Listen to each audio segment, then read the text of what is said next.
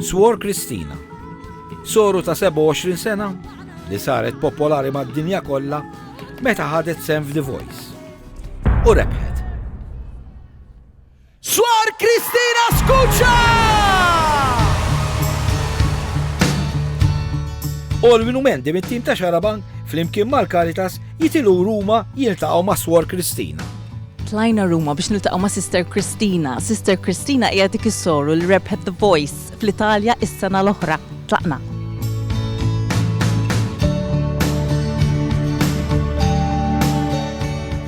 Suor Kristina mhux soru ridet issir, imma kantanta. Sina piccola. Min meta kont żgħira dejjem xtaqt li nsir kantanta. Insomma, sognavo di diventare. Kienet l-ikbar ħolma tiegħi. Era questo il mio sogno più grande. Qabel saret soru, kienet tagħmel ħafna sagrifiċċji biex tkun tista' tibda l-karriera tal-kant. Ho fatto molti sacrifici appunto per il canto, perché infatti io tutti i Kont nagħmel ħafna sagrifiċċji ħabba l-kant. Kull nhar ta' sibtu ħadd kont naħdem f'pizzerija biex infaddal ftit flus ħabba l-lessons tal-kant. Racimolarmi dei soldini per pagarmi le lezioni di canto. Is-sibt meta sħabi kienu jmorru l-klabs wara nofs il-lejl, kont inlesti mix-xogħol, ninħasel, nilbes it-takkuna mmur niltaqa' magħhom. Tacchi e partivo, andavo con loro. Avolja Suor Kristina kienet mrobbija familja ta' fidi kbira, dak iż-żmien kienet għaddejja minn perjodu fejn bdiet titlef il-fidi. Abbiamo affrontato delle difficoltà. Kien hemm żmien fejn kellna diffikultajiet fil-familja. Kont inħossni minsija minn Alla. Kon ngħidlu lil Alla, kif qed nara l-ġenituri tiegħi qed jitolbu u kollox xorta sejr ħażin. U kont ħatta kontrih. U kont dbejjiet minnu. Darba fost l-oħrajn, Kristina ġabet fuljetti d-dar dwar musical li kien ħajittella mis-sorjiet u saqsit lil binta Kristina jekk tiċmur għall-audition. Inizialmente io non volevo fare il musical perché appunto era un musical. Fil-bidu vera ma xtaqx nieħu sem għax kienu qed jorganizzaw għas-solijiet din. Jiena assolutament ma rridx nieħu sem ħabba fekk. Imbagħad ħadta bħala opportunità għalija. Presa come un'occasione per me. Kristina spiċċat tinterpreta l-karattru prinċipali ta' Suor Rosa. Ciao, io sono Cristina e interpreto il personaggio di Rosa. F'dan il-musical Suor Rosa kienet qed tfittex tfajliet biex jissieħbu mal-kongregazzjoni. Suor Rosa in una parte del musical. Suor Rosa f'parti mill-musical kienet tmur issaqsi li tfajliet jekk għandhomx il-kuraġġ jitilqu kollox u jimxu triq lejn Alla. Jiena meta kont nasal f'dak il-mument, kont insiba vera diffiċli ngħidha. Musical era veramente difficile. Kienet qisu qed ngħid lil kulħadd qed inħoss verament. Kont fil-fażi li qed insaqsi x'qed jiġrili. Jixtaqt nagħmel affarijiet oħra f'ħajti, imma allura kont ngħid għalfejn qed jiġrili. Di fare altro perché sto desiderando questa cosa, no? Wara l-musical, Suor Kristina tidħol fl-Akkademja tal-Orsolini ġewwa Ruma. Però flok tmur il-lezzjonijiet ta' sfin, kienet tippreferi tmur il-kappella titlob mas-sorijiet. Bil-mod il-mod sakemm aċċettajt u ddeċidejt xirrid, għalaqt il-bib tal-lezzjonijiet ta' sfin. Aprire quella del convento. U ftaħ dak tal-konvent. Fil-waqt li ġenituri tagħha kienu kuntenti immens li ħassir soru, il-ħbieb tagħha mhux kollha ħaduha tajjeb. I miei amici non capivano, i miei amici ne ho persi un po'. Il-ħbib ma setgħux jifhmuni. Ħbib tlift ftit. Ħaġa normali. Ma setgħux jifhmu kif daqqa waħda ħansir soru. Sapete, io ho scelto di intraprendere questo cammino. Meta kont ngħidilhom hekk huma kienu jaħsbu li qed nitradihom. Kienu qaluli kif kont toħlom daqshekk tagħmel sagrifiċċji għall-lessons tal-kant. Lezzjoni di canto. Kristina kienet fajla bħal oħrajn, tħobb tilbes, tagħmel il-make-up u anke kollha xi boyfriend. Sono stata sempre una ragazza che ci teneva. Kont fajla li kont inżomma. Ma kontx noħroġ mid-dar jekk ma jkollix maskara, kont kollox eżatt. Imbagħad f'daqqa waħda sħabi jsiru jafu li se nsir soru. Tipo xiex? Di diventare suora. Cosa? Cioè, un po' è stato.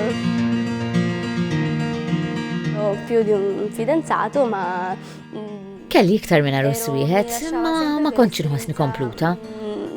Incompleta, cioè non capivo, sarà perché ero molto concentrata. Jista' jkun ħabba li kont ikkonċentrata fuq il-kant. Speċi kien ta' pis. Per me era un peso, era. Kien xi ħaġa li rrid nagħmel, ma kienx xi ħaġa li timlini. Imma l-fatt li kont rrid noqgħod niltaqa' miegħu, rrid narah, ma kienx il-vokazzjoni tiegħi. Sì, vabbè, ho scoperto che non era la mia vocazione. U Suor Kristina tidħol għan-novizzjat. Kien ilu ma jkun hemm novizza ġdida 12 sena. Tant is-sorjiet ma kienux preparati li kellhom jibgħatuha tagħmel il-novizzjat tagħha ġewwa l-Brażil. Hemm bdiet tiffaċċja dilemma. Kristina ma setax toqgħod mingħajr ma tkanta. Non riuscivo a metterli insieme. Ma stajtx naqadhom flimkien. Ma stajtx nifhem. Ma stajtx insir sor u nsir kantanta fl-istess ħin. Ma tistax taqadhom. Kien moment importanti sakemm iddeċidejt x'rid jiena.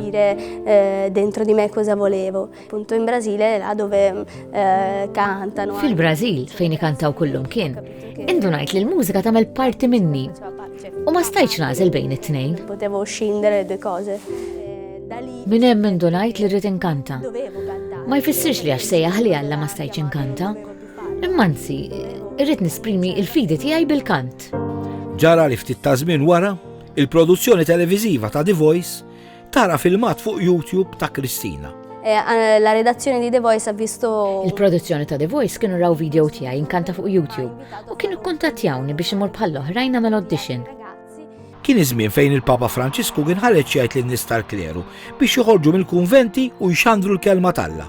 Quiero que se salga afuera. Quiero que la iglesia salga a la calle. Veramente siamo andati lì con lo spirito di. Morna bl-ispirtu li noħorġu mill-kunvent u nxandru l-Bibja kif qallilna Papa Franċisku. E annunciare la bellezza del Vangelo, così come Papa Francesco insomma ci invita. No? Kristina tispiċċa fuq il-park ta' The Voice. Blaħji li ħadd inbidli ħajjita. Titla fuq il-park biex tkanta.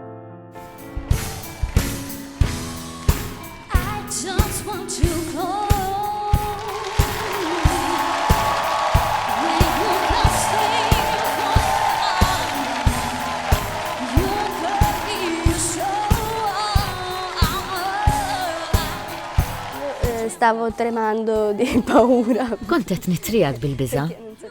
Ma kontx nafx qed jiġri. Però d'altra parte avevo comunque quella grande carica, quella grande voglia di. Minnaħa l-oħra kont determinata li rrid inkanta. Xtaqt ħafna nkanta ma stennejt xejn.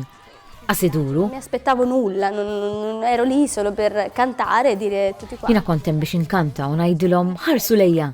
Jiena soru u kuntenta u qed inkanta qudiem kulħadd fuq il-ferħ li tgħix. Di vivere, insomma, la felicità.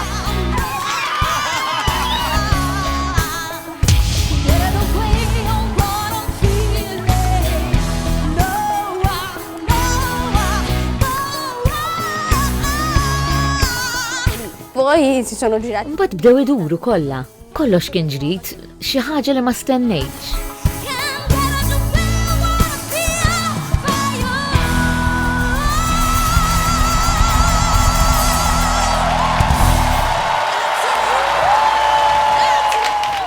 Sal-aħħar, Suor Kristina kienet tixtieq li ma terbaħx.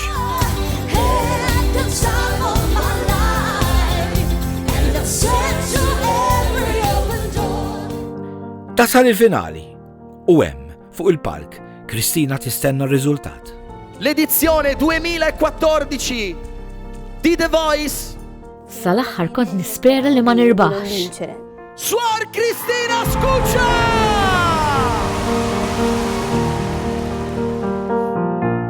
Ma non ho vinto io, ripeto. Ma rbaħx jiena rebaħ il-messaġġ. Din li sbaħ ħaġa li laqgħu il-messaġġ. Accolto questo messaggio. Kristina tiltaqa' wkoll mal-Papa Franċisku u t-tieħsidien minn tagħha. Ho avuto il grandissimo onore. Kelli l-onor kbir li nieħu bit il-Papa Franċesko, wieħed mill-isbaħ momenti f'ħajti. Ħafaslu idu, ħarsa ġentili. Gli ho stretto la mano, questo suo sguardo così tenero mi ha ascoltato, gli ho consegnato la. Semani u tajtu l-ewwel kopja tas-CD tiegħi, Sister Kristina. U għetlu biex ibirek il-missjoni tiegħi u tlabtu t-talb. Missione, gli ho chiesto appunto preghiere. Wara li saret famuża, Suor Kristina tkanta ma' ħafna kantanti famużi.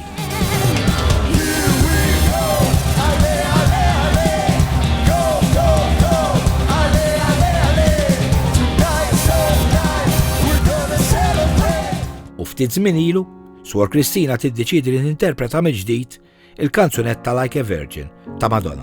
Like a Virgin quando ho scelto... Like a Virgin meta żilt l-inkanta, rajt il-klim ma rajtx ġara fil-passat. Rajtu, u kif inhu. Ho letto il testo. Jekk le nistidnek taqrah, imma talba. Se l'hai letto magari ti invito a leggerlo, se non l'hai letto è una preghiera. Esperjenza ta' mħabba kbira bħal dak li jextiena meta ltqajt Malla. U kif ngħix kuljum meta niltaqa' Malla. Nel momento della chiamata che vivo comunque quotidianamente nel momento dell'incontro con il Signore. Like a virgin, touched for the very first time, like a virgin. Ho questa voglia di parlare. Għandi din ix-xewqa li nitkellem u nittrażmetti messaġġ ta' mħabba b'lingwa sempliċi u komuni maż-żgħażagħ. Quindi se devo parlare con i U jekk irid inkellem iż-żgħażagħ, irrid nuża mużika pop li jisma' kważi kulħadd. musica che ascoltano quasi tutti. Il-kantanta Madonna ħadet gost u kienet tweetjat aħwal dejjem. Sister for life. Sisters for life. Sabiħ. Aħna differenti b'kull mod. Imma sabiħ lawn dil-ħaġa. Completamente in modi completamente diversi. La musica ha questa capacità di unire. Il-mużika għandha kapaċità li taqqat u tqassar id-distanza. Aħna kulħadd l-istess. Mużika tippermetti li aħna nkunu l-istess. Li tkun tista' tesprimi dak li inti. Ciò che noi siamo. Kull ma trid Suor Kristina huwa li xxanda l-imħabba u l-paċi. U tirringrazzja lil Alla li tista' tagħmel dan bl-aktar ħaġa li tħobb tagħmel. Tkanta. Il Signore quando ci chiama non per... Meta jgħidatlek Alla, jgħidatlek mhux biex joħodlok xi ħaġa, ma biex xitik lura, biex nofru s-servizz tagħna. Imma Alla jtik mid-darb iktar lura. Sì, 100 volte tanto quello. Let's